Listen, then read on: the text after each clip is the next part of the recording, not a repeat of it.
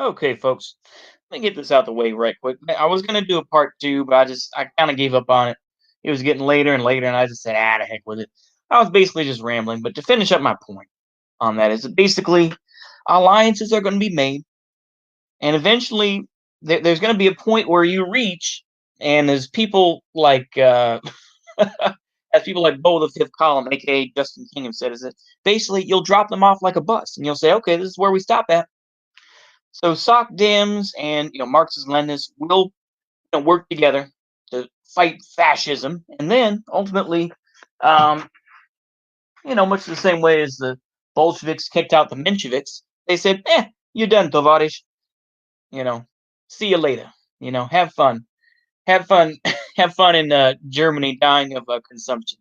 And that's not me even coping for the Mensheviks. I'm just saying is that was a reality. Yuli Martov, I can't think of his actual name, his Jewish name, but anyway, um, and he was dying of consumption. He asked for money from Lenin, and Lenin said, "Yeah, sure, we'll give you a check." And Stalin said, fuck that guy. Fuck that guy. We're not going to give him nothing." And that's the end of it. So basically, is that these basically my whole point is this: is that those are temporary. Realize that those things are temporary. Anyway, that's basically I think the whole linchpin of what I was talking about. So I want to talk about at least my view of class consciousness. I go back and forth on that term. Like I said, class consciousness to me, I still believe is temporary. But more to the point is I think that what's left out of the conversation in terms of what people are talking about with Bernie Sanders is that he is part of the political class. He is part of the class of senators and of politicians. He's part of that class of people. And the thing is that he doesn't want to go against them. So the thing is, it goes to show that he is a sheepdog. And that's what he is. That's what Bernie Sanders is. I don't care what you say. He is a sheepdog. And that he is part of a political class. I don't understand this whole nonsense. If you claim to be a Marxist Leninist or you claim to be this and that, then you should understand better than a lot of people that Bernie is working, he is still a politician. It's like if you're it's like if you're a marketer, you're going to agree with the rest of the marketers, or if you're a lawyer, you're going to agree with the lawyers. Or if you're an HVAC technician, you're going to work for doesn't matter what your job is, that there is still a delineation, you know? So this is why I still think the idea of class consciousness is temporary. I don't say that it's not, that it can't happen. I think that it's temporary at best because those divisions will always be there. They'll be there for for the reason that you don't see them all the time, or whatever the case may be, or that you don't like them, or they impede your business. If someone gets hurt on the job, you just depending on how much of a jagoff you are, you'll just give them their money and let them go. But if they, but then you're dealing with the lawyer class. So then the lawyers are going to come in and say, well, that you were negligent here, here, and here. You didn't follow OSHA or whatever the case may be. And now they're going to take you to the cleaners. So this idea of, class consciousness that we can all, we all realize that capitalism is wrong. It's like capitalism is more fair to other people than others. We know that. So it makes no sense to me, this idea of class consciousness. And of course, people are going to say that's reactionary or it's class collaborationist. But I feel like there are some classes that are more class collaborationist than others. And like I say, lawyers in particular, lawyers and scientists. Scientists get their money from corporations. They get their money from all sorts of different places. So when I hear this type of stuff, you have to put it into context. And when people say, science, this and that, people have to separate between scientism and then the science of Marxist Leninism or or dialectical materialism, So that's the context that we want to put in it. I'm listening to Finbow here a little bit. He's arguing with these two other guys, who I think one of them calls himself a Jacobin. Golly, we can't let go of the past, can we? But anyway, um, I think it's ridiculous. I really do. I think it's absolutely ridiculous when you when you see these types of things. You know, just to let y'all know, 5.5 minutes in, I have this off because I just did I just mowed the lawns and everything. It's not that it's too hot, but my clothes are all dirty. You know what? I'm gonna leave it there. I'm gonna leave it there. Read between the lines, just to let y'all know. I don't want to be too cringe or too, I try not to put too much into the, myself in there. But anyway, so that's why people are still going to disagree with me. And that's why I'm never going to fully see myself as a Marxist Leninist or, as a third positionist or a Nazbol or anything else like that. It's like roughly I'd call myself a Nazbol, maybe. But at the end of the day, whatever job I'm going to get, I'm going to be part of that class, you know? So you have to put that into perspective. That's why when I hear about class consciousness, I continue to think it's a temporary idea. And by the way, please, I always implore anyone who sees these or hears these to be like, you know what, you're full of crap, dude. And just go ahead and type in those comments. Go ahead and type in and say, no, this is why you're full of crap. Please. It's the same type of thing. It's like I had reasonable comments when I made that video about atheism. They said, well, I don't see where you're going with this. Okay, fair. And I explained myself, at least, at the time. I'll admit, I filmed that video right before I took a test in legal ethics. But anyway, and I had a fairly reasonable conversation with the two people that immediately commented. So, like I say, we can have a reasonable, I'm not going to block you or anything else. I mean, yeah, it's still YouTube. It's like, I get that. But it's like, you can go ahead and type out a comment and say, no, this is why you're wrong, or why do you say that? Or whatever the case may be, or this is, go ahead. Please do. Please. But I don't believe this idea of class consciousness that everyone can get together. It's like even during, the Russian Revolution, is that mostly it was the peasants who had class consciousness. Like, yeah, they all got along because like they were all broke and they all wanted to do better. Here in the United States is that that's why people preach more of the idea of Marxist Leninist Maoism. That's why people like it shows a retreat basically, and it shows people waving the white flag, and that people like Jason Unruh in general, they say it's not that there's no class consciousness or that there's no potential for revolution in the first world, but there's very little of it. And instead, they larp about the third world. And of course, the problem with that is that ultimately, they'll end up the same way as us. Maybe in different way, but in a lot of ways, they'll just end up the same way as the United States will. Different character though, different structure and everything else. But that's my view of it. Like I say, it goes to show once again this idea of class consciousness.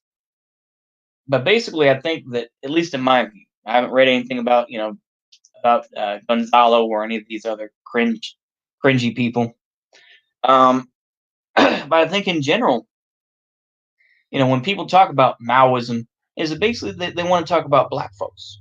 They want to talk about melanated people. Now, of course, you'll have these folks that'll be like, well, Black Lives Matter wasn't so great, but and they're trying to talk about that. Now, of course, black folks in general, melanated people, at least in this country, they don't want to go fully down the rabbit hole, so to speak, because ultimately they, to a point, some of them feel comfortable. And of course, I've heard this said is that, yeah, there are some black folks who are, Uncle Tomming or this and that, and even people like Tina Turner. I mean, Tina Turner, excuse me. I know she's in Sweden. I was talking about uh, the guy who's the lady who's really pushing for Bernie Sanders. Tina, what is her name? It's not Tina. Maybe I got the names mixed up. Let's see here. Senator Turner. What is her name?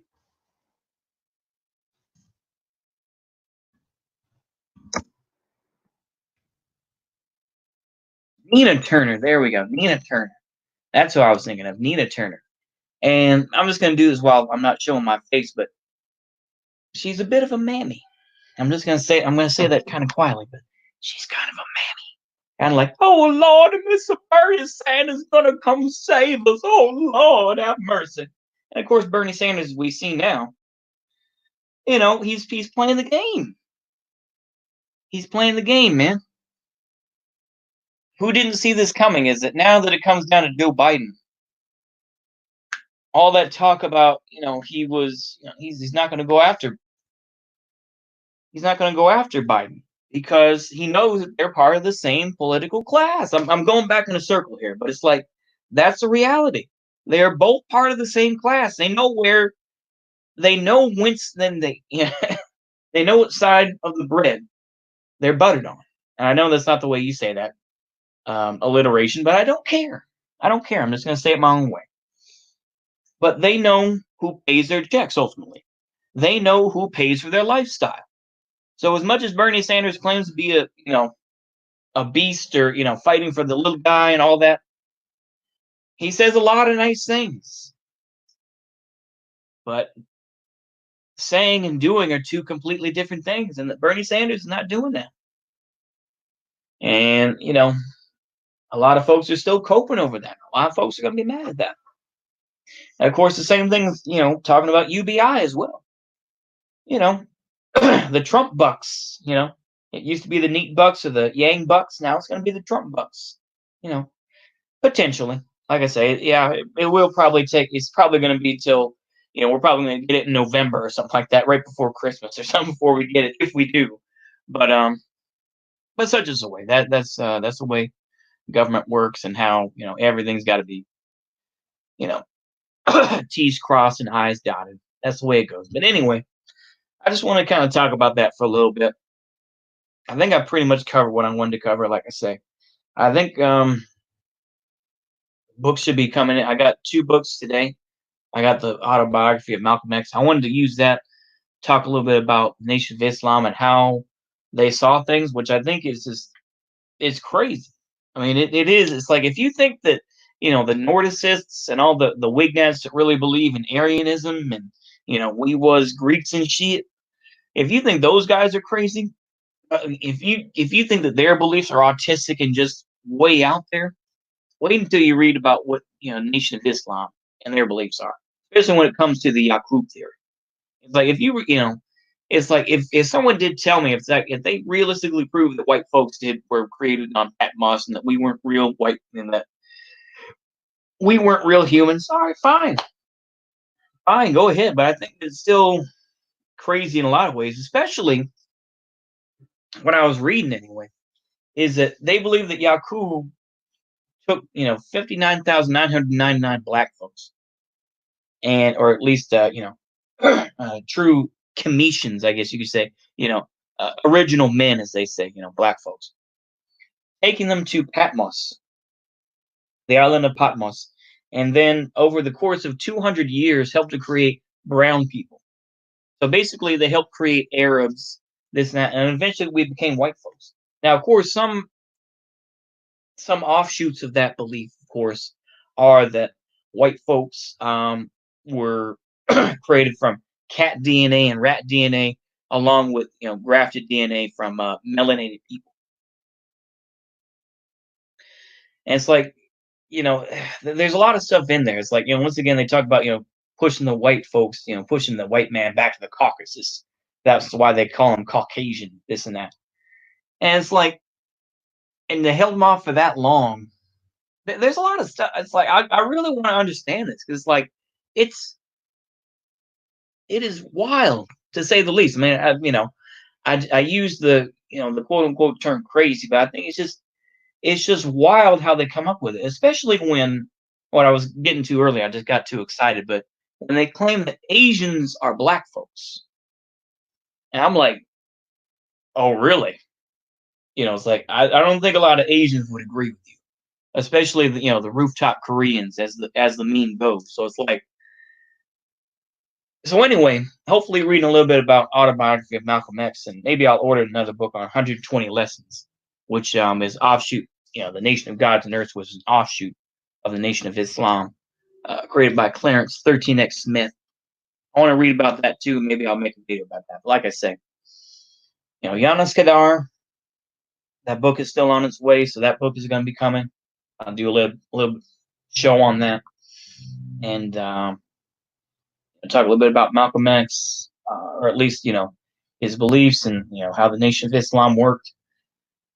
And I think that's about it. So just to let y'all know, that trail video, I'm just going to continue to put it off. I'm sorry, but maybe when it gets a little bit drier, we'll see how this thing goes with maybe we'll wait until after tomorrow, I guess, when there's allegedly going to be a lockdown in the United States. We'll see, but I think I'll keep it there. So as always, y'all just have a good one. I know y'all can't see me, so I'll just say you can hear that.